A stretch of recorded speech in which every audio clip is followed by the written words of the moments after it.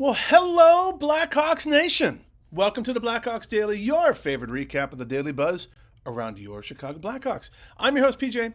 Thank you for tuning in as we uplift, we support, and celebrate our beloved Hawks jumping into their centennial season. If you're new, welcome. And if you haven't already, please take a moment, hit that subscribe button. Would love to have you along every weekday as we keep growing this community. So that would be awesome. As usual, we have a lot to cover and chat about. So let's dive into the top 4 topics of today. Topic number 1, did you see the game last night against Tampa Bay? Vasilevsky taking a big L. Love it. Absolutely love it. Let's dive into it a little bit, right? They pulled off another gritty, gutsy win so far this season, 3-2 over Tampa Bay on the road. We didn't look perfect, right? Of course. But we found a way, and that's the kind of progress you want to see from a young team. So let's break it down as we always do. We got 3 studs. We got 3 kind of duds or things to improve heading into the next game. First off, number 1 stud, Donato, right? Man, what a stretch he's having, right? He scored twice last night, including the clutch game winner just under a minute to go. He's extended his point streak now, and he's on a roll. When a guy in his role steps up like that, it lifts up the whole club, right? We signed him off season. We have big expectations for him. He's delivering, which is beautiful. Spencer Knight, again, this guy is a wall. 29 saves, 2 goals allowed, and now 4 straight starts with 2 or fewer goals against. With young defensemen in front of him, Knight's steadiness is an enormous asset, right? He gives the team the chance to win every night. So what more can you ask for from your goaltender? And then third stud, Frank Nazar. He had a goal and an assist. He's showing up. Another person who we have a lot of high expectations for with his extension. But the youth is producing, right? And for this rebuild era, this kind of display not only helps the scoreboard, but it builds belief. His contributions are tangible, but also timely, which is awesome. 3 things we got to work on. Defensive structure, missed plays. The Lightning scored twice on our mistakes. A poor exit pass from Lucas Reichel led to Tampa's second period equalizer. The Hawks can't have those giveaways if they want consistency. When the young guys are learning, these are the kind of plays that you kind of need to clean up to become more consistent. Special teams execution. Chicago had 5-on-3 power play in the third, thanks to a double minor on Connor Bedard. Took a stick to the mouth. Pretty bloody as well. And they couldn't capitalize. Meanwhile, Tampa's power play was 0 for 4. Special team swings matter big time. Hawks need to convert when it counts and not give away momentum. And one other point, we tend to kind of handicap ourselves because we get power plays and then for whatever reason, all of a sudden we commit our own penalties, right? Happened last night. It shortens our power play opportunities, obviously. Then it puts us at even strength, and then we're on penalty kill. You can't survive like that. All right. And also depth and role consistency. Reichel got bumped to a team low 10 minutes and 58 seconds of ice time after a pretty rough outing. He had an assist on Donato's first goal, but then, like the third period, he was basically super glued to the bench. That shows that the coaching staff demands performance and the depth that needs to be ready. When your lineup thins, the next man up has to step up consistently. And that's culture building point, right? So this is another win where the Hawks didn't look clean across all departments, but we won anyway. And that's because of grit and belief in themselves, right? That's growth and that's maturity. If this team is going to keep climbing, they're going to ride the studs, Donato, Knight, Nazar, of course, Bedard. We got to tighten up those rough edges, the defensive clearances, the special teams, and the depth players. And from there, expect this trend. We're going to have competitive games, which we've had all season. Young guys stepping up, which we've had all season. And fewer nights where you just get blown out. And really, we haven't had that. We've been competitive every freaking game this year. Love that. And if I'm you, I'm feeling more confident, right? The next step, we just got to sustain that. If they keep addressing these 3 areas we discussed, this club very well might surprise a lot of people. And let's talk about the box score really fast. End of the game, of course, we had 3 goals to their 2. We had 25 shots to their 31. Again, I love the 10 shots a period average. That's what I would love. But 25, all right, a little bit downward trend, but not terrible. We have 15 block shots to their 7, 18 hits, equal across the boards. Even though they should have had a boarding call earlier.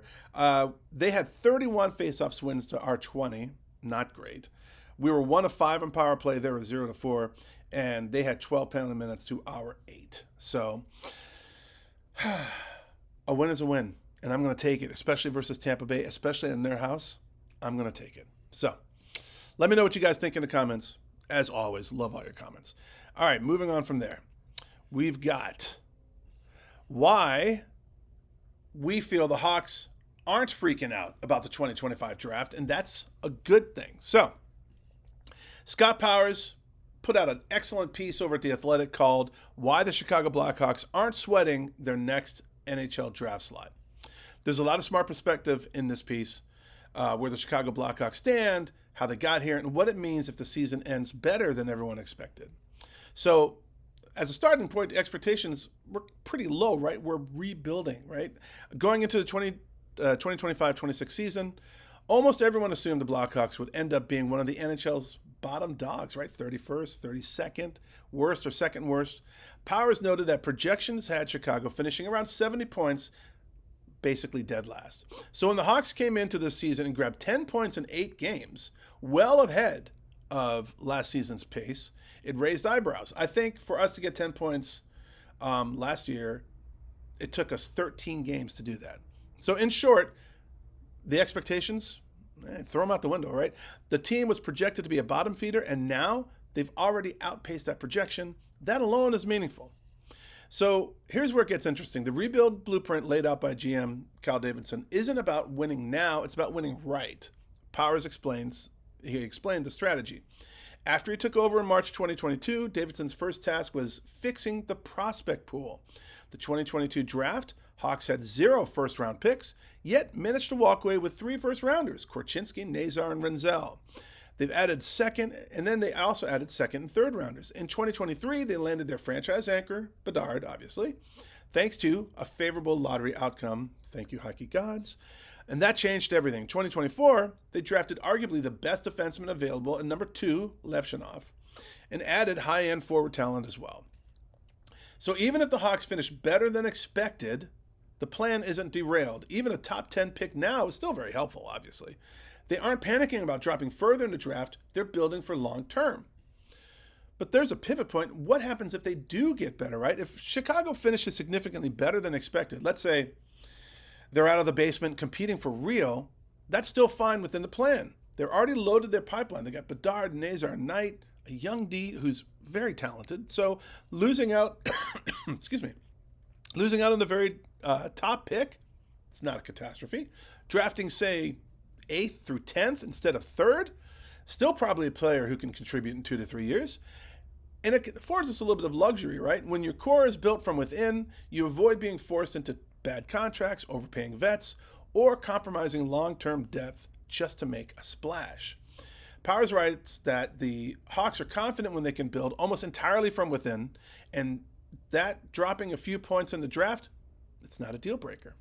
So here's what it kind of means most for us fans. We got to stay patient, obviously, and which we've shown that, I think. But get excited. Allow ourselves a little bit of hope, right? This plan isn't lose for the pick. It's build smart. Watching this season be better than expected is a positive, not a failure for sure. The value in the draft position is real, but it's not everything. If the Hawks land 8th instead of 2nd, who cares? No sweat. The pipeline is loaded enough that that pick still matters. And remember, we got tons of talent hanging out in the wings in college, overseas, right? Kanserov, homeboy's ripping up the KHL right now. Can't wait to see him in a Hawk sweater. My God. So the core is starting to take shape. Bedard, Nazar, Knight, Levshinov, Renzel, these are names no longer just projections out there. They're emerging. They're in our everyday conversations. And leverage and flexibility matter. So if you're drafting high, you're hoping for impact. But if you're dropping top 10 consistently, as the Hawks have, You're building depth and you're giving yourself options. That gives Davidson flexibility to keep adding, not just patching holes. So how the Hawks perform in close games versus blowouts is something that we should look at. And really, thankfully, so far, we haven't had any blowouts negatively for us. We had our huge win against St. Louis. But outside of that, every game's been super tight. And that matters, right? Are they showing that they can win when it matters? We have been. Last night, we did, right? We scored in less than a minute against Tampa Bay at home to avoid going into overtime. Beautiful. Also, something to watch out for, development of the young players. Are they turning can-bees into our doings? We got to look at cap flexibility and how the organization uses it. Are we going to stay disciplined, keep assets, avoid bad deals just to accelerate too soon? And draft slot outcome, the position that we finish at and how we will use it. Will they pick best available, or are we going to chase need? These are things we're going to look at, 72 games away from now. So don't even worry about it. If the Blackhawks finish the season, say 5 to 10 spots better than expected, it's not derailment, right? We haven't blown our draft. It's advancement. Power's piece reminds us that the goal right now isn't immediate cup runs. It's finishing the rebuild the right way. And this season could absolutely be a stepping stone to that. So if you're a Hawks fan, this is our moment, right? Stay invested, celebrate progress, watch the young guys rise, feel good about the foundation being built. The draft slot obviously is going to matter, but maybe less than it used to because the core of this team already forming. Let me know your thoughts. I know Yvonne always pipes in saying we're going for the McKenna lottery. I don't think so anymore, to be honest, and I'm really happy that we're not. All right, moving on from there. We got another game at the UC on Sunday. Let's talk about that. It's a big game, right? Hawks coming back home. LA Kings coming into the United Center. So let's break this down a little bit. It's going to be on Sunday, 7 p.m. Central at the United Center. Current records, Chicago is 4-2-2 overall with 10 points. LA is entering at 3-3-2 overall, being 3-1-1 on the road. So they're no joke away from home. The Kings come in kind of with their own baggage, though, right? They got inconsistent early form, especially at their home. And this is a road test for them as well. And they're needing to build some momentum. Currently, they're 6th in the Pacific. Chicago, in the meantime, is riding a bit of momentum, obviously. Fun fact, we're 4th in the Central, actually tied with Winnipeg at 10 points. The Jets are 3rd because similar points, but one less game being played. So here's what to look out for. We got momentum and we got home ice, right? The Hawks have shown flashes that we beat the Blues 8-3. We took down the Lightning 3-2 last night on the road. Now at home at the United Center, it's a chance to lock in a quality win against another Western Conference opponent. Defense and goaltending, as always, right? The Kings like to test you. For Chicago's young blue line, this is yet another measuring stick. They'll need to limit high danger shots, protect the slot, keep our structure solid. If the Hawks bring the same effort that's given them spots of success, I think we're going to be okay. Special team and execution. With tight games likely, special teams always could swing it. We've talked about this before. The Hawks need to convert on power play chances and stay disciplined, not giving Kings extra opportunities. Especially, don't cut ourselves short on our own power plays. Execution matters. We also got to leverage depth and youth. Chicago's young core, Bedard, Nazar, Levshunov, and Rizal are being tested in real time. Consistency from them will set the tone. We got to throw in Kaiser in there. We got to throw in Crevier. I mean, all these guys, right? Depth forwards and defensemen stepping up will make the difference when matchups get tight. So, keys for a Hawk win, as we always talk about, start fast, right? Get the first goal, build momentum, avoid ourselves digging out of holes. 5-on-5 play, we got to limit breakdowns in our own zone. We got to make clean exits. Stay sharp with our roles. Young guys need to defend their minutes, right? They got to earn their spot. Lean on goaltending. If the Kings get chances, the netminder has to hold strong. So far, Knight has delivered in spades. That guy's been awesome. Capitalize at home. Crowd energy at the UC can be a boost. Let's use it.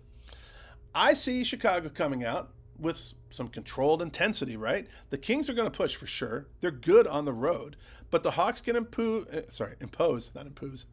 their pace and make it a disciplined game. They have a real shot at another quality win. I expect the Hawks to walk out of the UC feeling pretty good, maybe 4-2, 3-1 type win if everything clicks. If one thing goes off, it'll be the youth stepping up, maybe a big night yet again for Nazar or our favorite spark plug, Tyler Bertuzzi. Let's see if he pipes up this game. Sunday's game is more than just another matchup. It's a chance for the Blackhawks to build on what they started this season. They're showing signs of playing with identity, purpose, and belief. If they can keep that up, keep advantage of home ice, this could be a game that propels momentum forward. So tune in if you can, more if you can, get to the UC, and be loud, not only for the national anthem, which is awesome, but for the game itself. We're one of the most vocal arenas out there. Let's bring it for them, and let's watch the young Hawks take another step forward. It's going to be awesome. Can't wait. And let's get to some hot takes really fast from all you fine people. Lester 701, the Commander, repeat offender, says, hello, hope you're doing great today. Thank you very much. We are. Congrats to the Burakovskis on the birth of their new baby. Absolutely. Nothing better than a beautiful little bouncing baby in the world. Adjustments on how the Hawks play, if and when needed, should be made. The system is going great for now, and I feel the Blackhawks will win tonight. He put this before last night's game. So, Lester, nice job. You predicted a win. Way to go. Have a great day, everyone. And over and out. Go Blackhawks. Thank you very much, sir. Joshua Bauman, 3209. Another repeat offender. Good morning, PJ. I'm starting to really count on these daily Hawk updates. Hey, thank you, and I'm happy you're enjoying them. And also for pronouncing your name correctly. No worries, buddy. My name gets destroyed all the time. Don't even worry about it. He said, I've been thinking about Blashill and the narrative around him coming into this position. Everyone kind of was set on David Carl. And when he withdrew from consideration and Kyle Davidson brought in Jeff, the collective groan from the fan base didn't make sense, especially after hearing more about him from the guys at CHGO. I feel that Blashill is an older, more expensive version of Carl, and I think that we may have gotten a steal with how we're seeing the team respond. And I actually agree with that, right? Blashill has definitely put his stamp on this team, and it's been awesome. I just love the fact that everyone's buying into it and everyone's staying disciplined, which is fantastic, and it speaks to his leadership. We now get to watch Blashill's Hawk take on his former team. He learned so much from. This is, of course, about last night. Going to be a fun night, and it was. P.S. I'm born and raised in California and still here. Flights to Chicago aren't too expensive, so actually catching a home game with my sweetheart sometime is actually on the table. Make it happen, man. Make it happen. I'm telling you. Best city in the U.S. And now, Folkcore J. I hope I said that correctly. I'm a new subscriber. Thank you very much, sir. Or ma'am. Thank you. I'm visiting Chicago in November to watch the Blackhawks and the Chicago Bulls and possibly catch a Bears game. Wow. All right. Do the trifecta while you're here, man. I'll be traveling with my wife. Oh, yes, man. And daughter from Mexico. So any suggestions you would have would be greatly appreciated. Thank you. It just depends on what kind of food you like. Right off the bat, though, I'm just going to say for anyone, especially if you like anything Asian, I'm going to say Mott Street out in Wicker Park on Blackhawk and Ashland. Mott Street is an Asian fusion restaurant. Au Cheval has been voted the best burger in the U.S., which is a fantastic burger by Food Magazine. And Mott Street has been named the second best burger in Chicago, which if you take Au Cheval out, they're the best burger in Chicago. That's one that I'll just throw out there. I don't know what your tastes are, but I would say Mott Street, definitely check that out. If you haven't been there, it's just the most ridiculous, awesome food. It's so damn good. I would check out Mott Street. That's just one off the top of my head. But I mean, we got many, many more to go. Thank you for your contribution, sir. And also thank you for being a subscriber. Love that. Todd Danny Bali, 2877, a repeat offender, says, I know it's a tall order, but wouldn't be shocked if the Hawks made the playoffs this year, or definitely next year. Definitely next year, man. I feel that. I may be crazy, but we're so loaded with talent. We stay healthy and our youngins keep developing. Dare I say the type of success we could have. And with the officiating, once again seem to be anti-Hawks. Yeah, a little bit, right? Why would that be? Is it in response to the previous Kyle Beach cover-up? God, and as he says, God, I hope not. We just want a level playing field. Absolutely, sir. Oh, and he also says, speaking of foodies, I'm definitely a foodie. I've traveled all over the world, working for American Airlines, the music industry. I may be a little biased, but no city in the world has better food than Chicago. Damn straight. That's a fact. Yes, it is. I no longer live in the area, but still true. Go Hawks from Dayton, Ohio. Dude, Dayton's like 6 hours away. Come on over. Get your foodie down, right? Like, get that taken care of, man. No more jonesing for foodies. Come on out.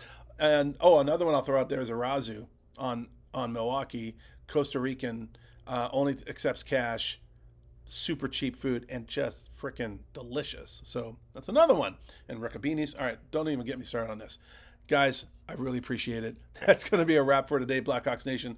If you're new here, welcome to the channel. Please like and subscribe if you are subscribed. Thank you so much for your support and for sharing about the channel to your friends and neighbors. Get them all in here. The more, the merrier. If you made a comment, thank you for sharing your thoughts, your expertise, and your passion about the Hawks with us all. And if you are a repeat offender in the comments, thank you so much for your contributions. Absolutely an honor, truly an honor, building this community with you. I just love that. Thanks to you all as we celebrate the best team in hockey with the very best fans in all of sports in the absolute best city that this beautiful planet has to offer. That does it for now. I'm PJ, and I will see you next time on Monday. Go Hawks Sunday. I'll see you next time on the Blackhawks Daily.